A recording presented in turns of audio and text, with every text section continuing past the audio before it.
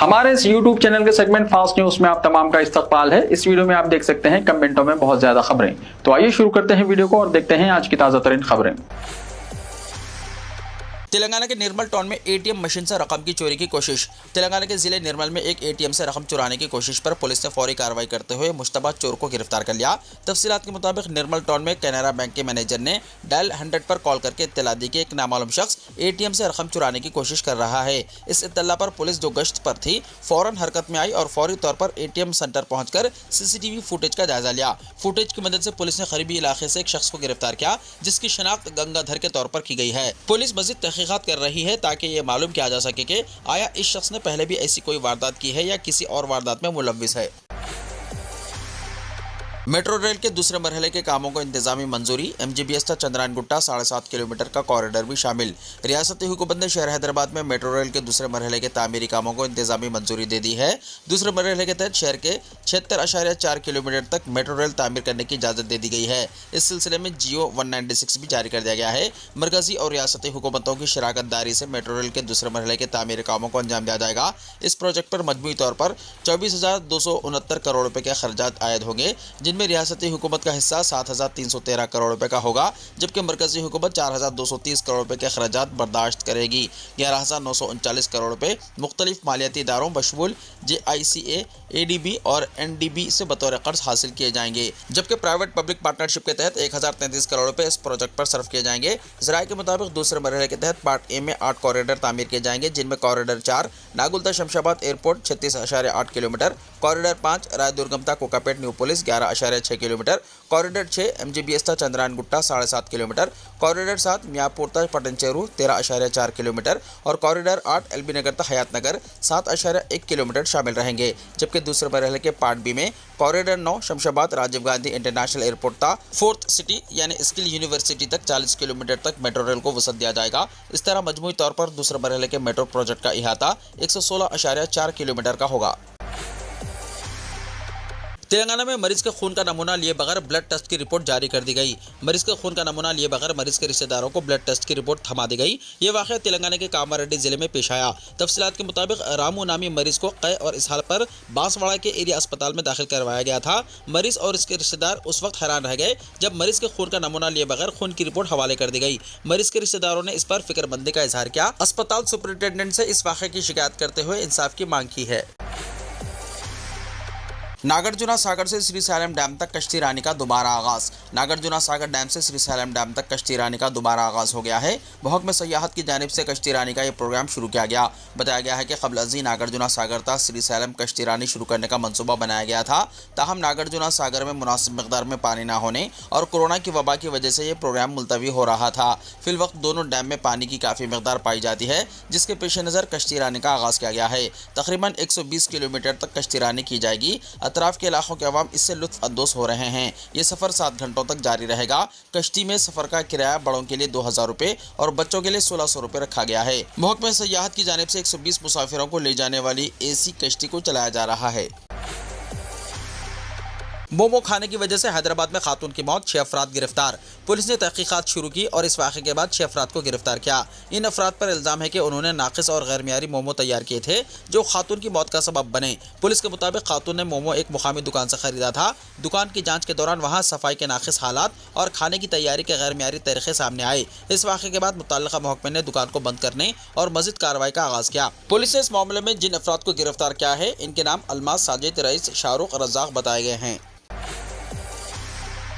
पानी के बिल के बकायाजात अदा करने की स्कीम में तोसी। महकमा आबरसानी ने साबिक़ा बकायाजात की अदायगी के लिए दी गई मोहलत में सारिफिन की गुजारिश पर मजीद 1 महीने की तोसी कर दी है। जुमेरात को बकायाजात की अदायगी के लिए दी गई मोहलत खत्म हो गई थी। महकमा आबरसानी के मैनेजिंग डायरेक्टर अशोक रेड्डी ने इस सिलसिले में महकमा बल्दे नज़्म व नस्क को एक लेटर तहरीर करते हुए मोहलत में मजीद तोसी देने की ख्वाहिश की थी, जिस पर हुकूमत ने OTS की तारीख में मजीद 30 दिन की तोसी कर दी है।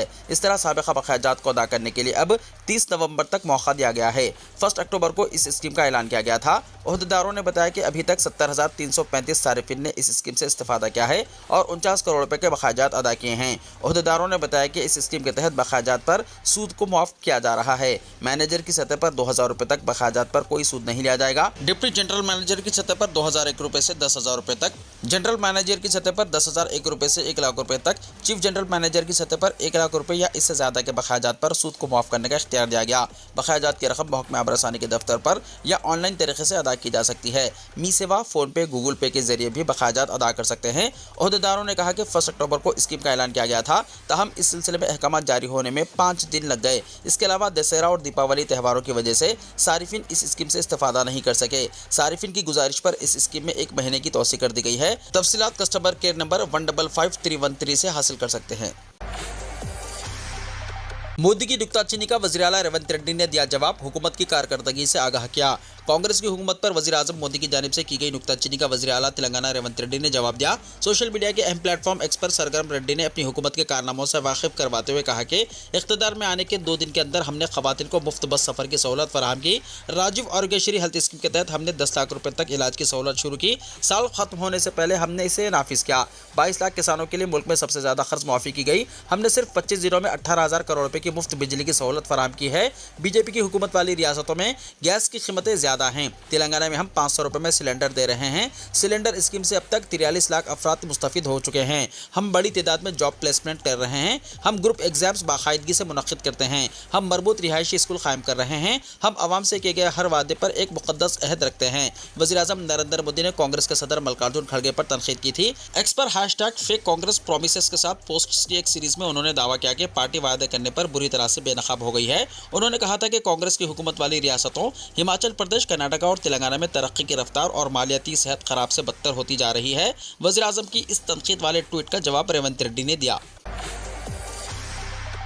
तेलंगाना के जिले सूर्यापेट में बसों का तसादुम, 30 अफराद जख्मी। तेलंगाना के जिले सूर्यापेट में पेश आए सड़क हादसे में 30 अफराद जख्मी हो गए। यह हादसा जिले के कोदार टाउन के कटकम्मागुड़म इलाके में उस वक्त पेश आया जब कौमी शाहराह पर 2 बसों का तसादुम हो गया। जरा के मुताबिक हैदराबाद से विजयवाड़ा जाने वाली TSRTC बस के आज सुबह सड़क के किनारे ठहरी एक प्राइवेट ट्रैवल्स की बस के पीछे से टकरा जाने से 30 अफराद जख्मी हो गए। जख्मियों में 4 की हालत तशवीशनाक है। पुलिस ने मौके पर पहुंचकर 108 की मदद से जख्मियों को कोदाड़ के सरकारी अस्पताल मुंतकिल किया। कौमी शाहराह पर सड़क हादसे की वजह से कई किलोमीटर तक ट्रैफिक में खलल पड़ा। रेवंत रेड्डी अगले 4 साल भी चीफ मिनिस्टर रहेंगे, पी श्रीनिवास रेड्डी ने कहा। रियासती वजीर पी श्रीनिवास रेड्डी ने कहा कि आइंदा 4 वर्षों में रेवंत रेड्डी ही रियासत के चीफ मिनिस्टर रहेंगे। BJP leader A Maheshwar Reddy के तबसरे पर उन्होंने रद्दमल का इजहार किया, जिसमें उन्होंने कहा था कि कांग्रेस रियासत में नए चीफ मिनिस्टर को तलाश कर रही है। श्रीनिवास रेड्डी ने कहा कि बीजेपी लीडर आला कायदीन और मीडिया की तवज्जो हासिल करने के लिए बेमायने बयान दे रहे हैं। उन्होंने कहा कि प्याली में तूफान पैदा करने की कोशिश की जा रही है। रियासत में चीफ मिनिस्टर की कोई तब्दीली नहीं हो रही है। दूसरी मरतबा रियासत में जब कांग्रेस इख्तिदार में आएगी तब कांग्रेस हाईकमान चीफ मिनिस्टर का फैसला करेगी। उन्होंने कहा कि उस वक्त क्या होगा इसके बारे में अभी से किस तरह पेशकशी की जा सकती है। अवाम को गुमराह करके साबिका हुकूमत को बदनाम करने की कोशिश, हरीश राव ने कहा। तेलंगाना हुकूमत अवाम को गुमराह करते हुए साबिका हुकूमत को बदनाम करने की कोशिश कर रही है, जबकि कांग्रेस ने इख्तिदार हासिल करने के बाद जो तकर्रुरनामा हवाले करते हुए अपनी हुकूमत की जानिब से मुलाजिमतों की फराहमी के दावे कर रही है, वो भी दरअसल साबिका हुकूमत की जानिब से जारी किए जाने वाले मुलाजिमतों की नोटिफिकेशन और एग्जाम्स के इनेकाद के अमल को मुकम्मल किए जाने की वजह से ही मुमकिन हुआ। साबिक रियासती वजीर finance mister T Harish Rao ने chief minister A Revanth Reddy को शदीद तनकीद का निशाना बनाते हुए कहा कि कांग्रेस ने इख्तिदार में आने से पहले हर साल 2 लाख मुलाजिमतों की फराहमी का वायदा किया था, लेकिन इख्तिदार हासिल करने के बाद 10% भी इस निशाने को मुकम्मल नहीं किया। हरीश राव ने हुकूमत पर इल्जाम आयद किया है कि हुकूमत गरीब अवाम के मकानात को मुनहदम होने से बचाने के लिए ढाल बनने वालों के अफराद खानदान को निशाना बनाते हुए इन्हें हिरासा करने की कोशिश कर रही है। उन्होंने बताया कि हुकूमत ने इख्तिदार हासिल करने के बाद साबिका हुकूमत की जानिब से शुरू की गई अवाम की फलाह और बहबूद की कई स्कीमात को बंद कर दिया है, जिसके नतीजे में अवाम को शदीद मुश्किलात का सामना करना पड़ रहा है। उन्होंने रईतु बंधु KCR किट, न्यूट्रिशन किट, स्कूलों में नाश्ते की स्कीम के अलावा वजीफा पैराना साली को बंद किए जाने के इल्जाम आयद करते हुए कहा कि रियासती हुकूमत ने किसानों और ज़राई मजदूरों से किए गए वादे को भी पूरा नहीं किया, जबकि 9 दिसंबर 2023 को किसानों के कर्ज मुआफ करने का वादा किया गया था, लेकिन अब तक भी किसान अपने कर्ज के मुआफ किए जाने का इंतजार कर रहे हैं। मिस्टर हरीश राव ने कहा कि कांग्रेस ने इख्तिदार हासिल करने से पहले इस बात का वादा किया था कि अंदरून 100 दिन कांग्रेस अपनी जमानतों पर अमलावरी को यकीनी बनाएगी, लेकिन अब 300 से ज़्यादा दिन गुजर चुके हैं, लेकिन कांग्रेस कायदीन के पास जमानतों पर अमलावरी के सिलसिले में कोई जवाब नहीं है। उन्होंने कहा कि हुकूमत ने तेलंगाना तेलंगाना हर महाज पर नाकाम होने के अलावा आवाम से किए गए वादों को पूरा नहीं कर पा रही है। मिस्टर हरीश राव ने BC बंधु के अलावा दलित बंधु स्कीम को रोक दिए जाने के मुताल्लिक इस्तिफसार किया और कहा कि शादी मुबारक और कल्याण लक्ष्मी स्कीम में कांग्रेस की जानिब से इजाफे के सिलसिले में किए गए वादे का क्या हुआ। तेलंगाना में आइंदा 3 दिन के दौरान बारिश का इम्कान। महकमा मौसमियात ने आइंदा 3 दिन के दौरान तेलंगाना में चंद मुकामात पर हल्की तो औसत बारिश या बूंदाबांदी का इम्कान जाहिर किया है। जारी करदा यौमिया मौसमी रिपोर्ट में कहा गया है कि इम्कान है 5 से 8 नवंबर रियासत में मौसम खुश्क रहेगा। गुज़िश्ता 24 घंटों के दौरान तेलंगाना में चंद मुकामात पर बारिश हुई। तेलंगाना में सर्दी की शिद्दत में इजाफा, कई अजला में सुबह के औकात कोहर। तेलंगाना में सर्दी की शिद्दत में तेजी से इजाफा हो रहा है। रियासत के कई इलाकों में सुबह के वक्त शदीद कोहरे का नज़ारा देखने में आया, जो कई घंटों तक बरकरार रहा। हफ्ता 2 नवंबर की सुबह रियासत के मुख्तलिफ हिस्सों में दर्जा हरारत में नुमाया कमी और सर्दी की लहर देखी गई। बिलखुसूस मुत्तहदा करीमनगर निजामाबाद जिले में कोहर की वजह से गाड़ी चलाने वालों को मुश्किलात का सामना है। पेद्दापल्ली और सुल्तानाबाद में कोहर की शिद्दत इतनी ज़्यादा है कि गाड़ी सवारों को सड़कें नजर नहीं आ रही हैं, जिसकी वजह से ड्राइवर हजरात को गाड़ियों की हेडलाइट्स ऑन करके आहिस्ता रफ्तार से चलाना पड़ रहा है। जिले जगत्याल में भी ऐसी ही सूरत हाल देखने में आई, जहां कोहर की वजह से आवाम और गाड़ी चलाने वालों को शदीद दुश्वारी का सामना है। धर्मापुरी, धर्मारम, वेगाटूर और दीगर मंडलों में भी सड़कें कोहरे की वजह से वाज़ेह तौर पर नजर नहीं आ रही है। इसी तरह जिले आदिलाबाद में कौमी शाहरा 44 का 125 किलोमीटर का हिस्सा कोहर में मुकम्मल तौर पर छुप चुका है, जिससे ट्रैफिक की रवानी मुतासिर हुई है और ड्राइवर हजरात को एहतियात बरतने की ताकीद की जा रही है। मजलिस बादशाहगर बन सकती है, इम्तियाज़ जलील ने कहा। महाराष्ट्र मजलिस इत्तेहादुल मुस्लिमीन के सदर इम्तियाज़ जलील ने कहा कि मजलिस रियासत के सबने इंतखाबात में 5 से 60 सीटें हासिल करते हुए बादशाहगर की हैसियत से उभर सकती है। मजलिस इत्तेहादुल मुस्लिमीन 20 नवंबर के सबने इंतखाबात में 16 सीटों पर मुकाबला कर रही है।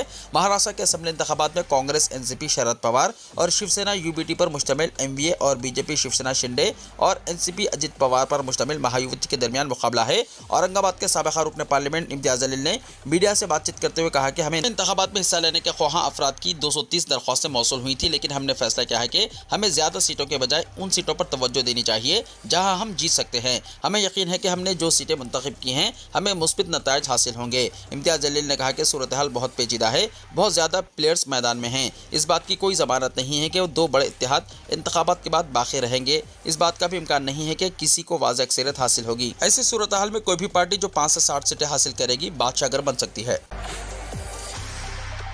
कांग्रेस के जवाब ने पीएम मोदी को गारंटी वाला पोस्ट डिलीट करने पर किया मजबूर, पवन खेड़ा ने चलाए तंज के तीर। पीएम मोदी ने कांग्रेस सदर मल्लिकार्जुन खड़गे के बयान पर जो लंबा चौड़ा ट्वीट किया था, वो उनके लिए भारी पड़ गया है। पहले कांग्रेस सदर ने पीएम मोदी पर मुदल्लल हमला किया, फिर दीगर सरकर्दा लीडरान ने भी वज़ीर आज़म को हदफ तनक़ीद बनाया। इस दरमियान खबर सामने आई है कि पीएम मोदी ने अपना एक ट्वीट डिलीट कर दिया है, यानी कांग्रेस के जरिए दिए गए जवाब ने पीएम मोदी को गारंटी वाला पोस्ट डिलीट करने पर मजबूर कर दिया है। कांग्रेस ने अपने एक्स हैंडल से पार्टी तर्जुमान पवन खेड़ा की एक वीडियो शेयर की है, जिसमें उन्होंने पीएम मोदी को हदफ बनाया। उन्होंने तंज़िया अंदाज में कहा है कि पीएम मोदी ने अवाम के सामने झूठ पेश किया, लेकिन जब कांग्रेस पार्टी की तरफ से सख्त जवाब मिला तो ट्वीट डिलीट करना पड़ा। हमारी हुकूमतें अपनी गारंटी पूरी कर रही हैं, हमें वायदे याद हैं, लेकिन आप अपने वायदे भूल गए, इसलिए मशरूम खाना छोड़िए, बादाम खाना शुरू कीजिए।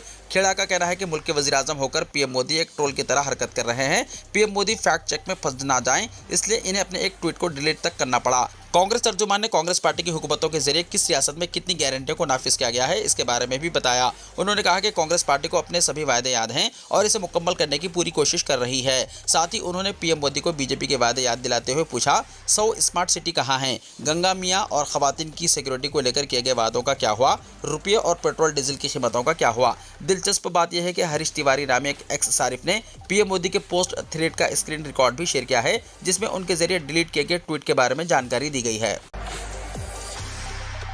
इसराइल लेबनान तनाज़ा खत्म करने का वक्त आ गया, ट्रंप ने कहा।